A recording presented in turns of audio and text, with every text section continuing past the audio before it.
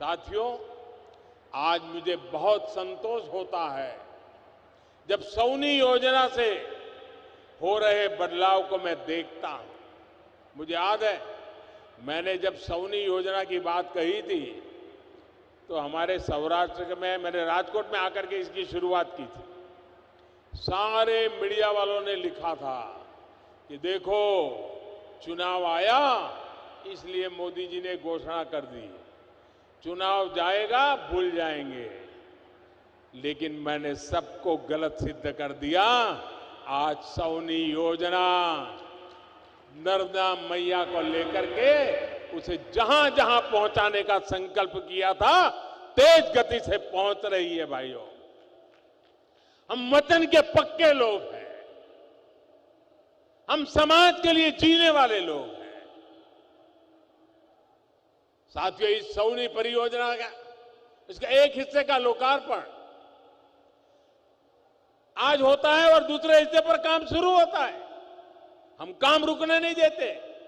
आज भी जिस हिस्से का लोकार्पण हुआ है उससे भावनगर और अमरेली जिले के अनेक डैम तक पानी पहुंच रहा है। गुजरात में इस साल के अंत में होने वाले विधानसभा चुनाव को लेकर सियासी सरगर्मी तेज होने लगी है। पहली बार गुजरात में चुनाव लड़ने जा रही आम आदमी पार्टी पूरी ताकत के साथ चुनावी मैदान में उतर चुकी है, तो वही दूसरी ओर बीजेपी फिर अपने गढ़ को बचाने में लगी है।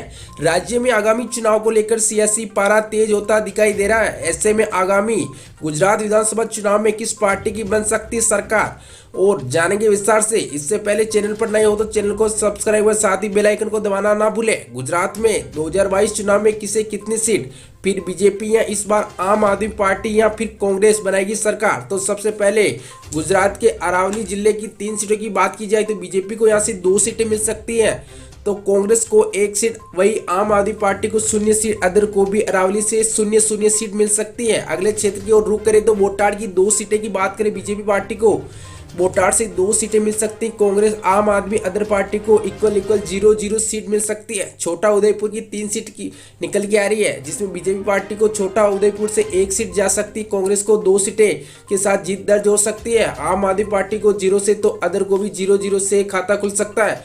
डांग जिले की 1 सीट की बात की जाए, बीजेपी पार्टी को डांग से 1 सीट मिल सकती है, तो कांग्रेस को 0 से तो अदर को भी 0 से सामना करना पड़ सकता है। मोरबी की 3 सीटों की बात की जाए, मोरबी की 3 में से बीजेपी पार्टी को 1, कांग्रेस पार्टी को 1, अदर को 1, तो आम आदमी पार्टी को 0 सीट मिलती नजर आ रही है। देवभूमि द्वारका की 2 सीटें यहाँ से बीजेपी पार्टी को 1 सीट मिल सकती है।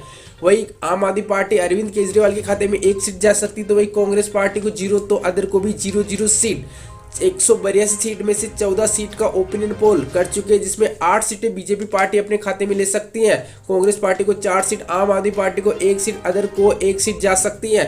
राजकोट की ओर ले चले सीधे 8 सीट, यहाँ से बीजेपी पार्टी को 5 सीटें मिल सकती है, तो वही कांग्रेस को 2 सीट राजकोट से, आम आदमी पार्टी को 1 सीट के साथ जीत दर्ज हो सकती, तो अदर को 0-0 सीट।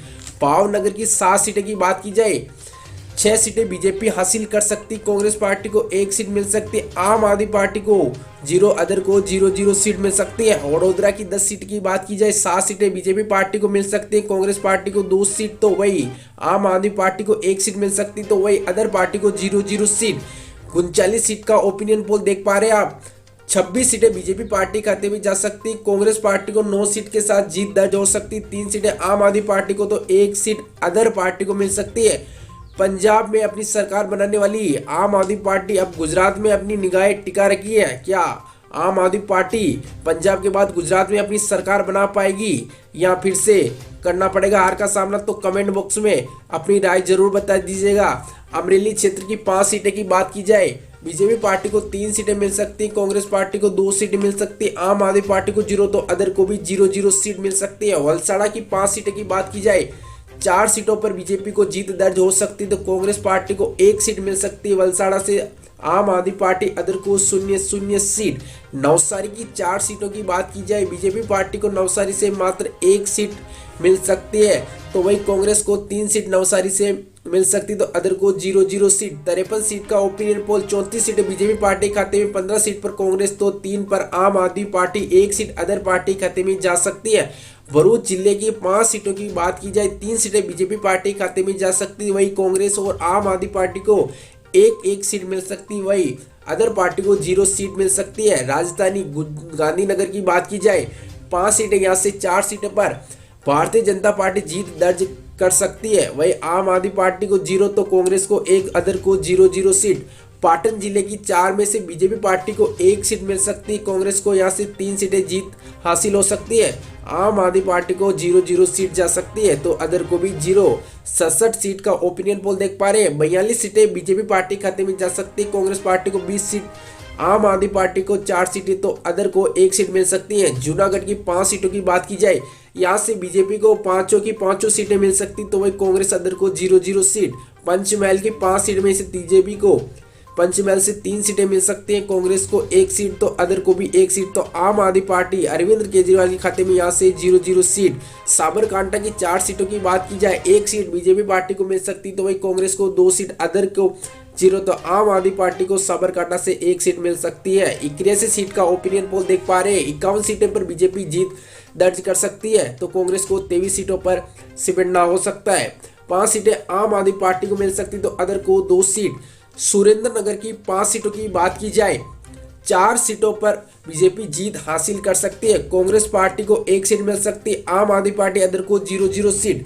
गिर सोमनाथ की बात की जाए, गिर सोमनाथ की 4 सीटों में से बीजेपी पार्टी को 2 सीटें मिल सकती है, वही कांग्रेस पार्टी को भी 2 सीट, तो इक्वल 2 सीटों पर बीजेपी कांग्रेस मिल सकती है, तो आम आदमी पार्टी अदर को 0 से सामना करना पड़ सकता है। महिसागर की 2 सीटों की बात की जाए, यहाँ से दोनों की 2 सीट बीजेपी पार्टी को मिल सकती है, वही कांग्रेस, आम आदमी पार्टी और अन्य पार्टियों को 0 सीट से सामना करना पड़ सकता है। 92 सीटों का ओपिनियन पोल कर चुके हैं, 59 सीटें बीजेपी पार्टी को मिल सकती है, वही गुजरात में कांग्रेस पार्टी को 182 सीटों का ओपिनियन पोल में 92 सीटों में से 26 सीटें कांग्रेस पार्टी को मिल सकती है, आम आदमी पार्टी 5 सीटों पे, तो अदर को 2 सीटें मिल सकती है।